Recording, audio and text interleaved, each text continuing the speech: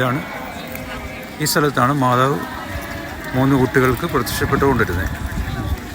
May മാസം 13-ാം തീയതി തൊട്ട് ഒക്ടോബർ 13-ാം തീയതി വരെയുള്ള 6 മാസങ്ങളിലായിട്ട് ഓരോ 13-ാം തീയതി മാതാവ് പ്രത്യക്ഷപ്പെട്ട് പിള്ളേർക്ക് ഓരോ ദർശനങ്ങളും അതോടുകൂടെ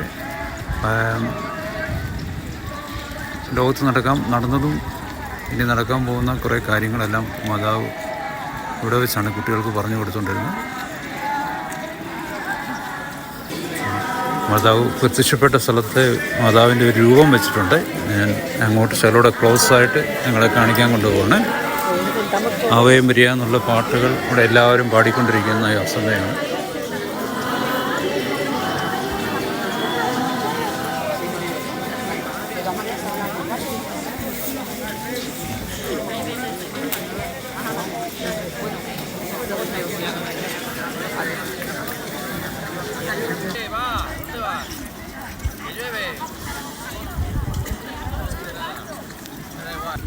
ഫാത്തിമയിലെല്ലാം ഈവനിങ്ങിലും ജപമാല പ്രദക്ഷിണമുണ്ട്.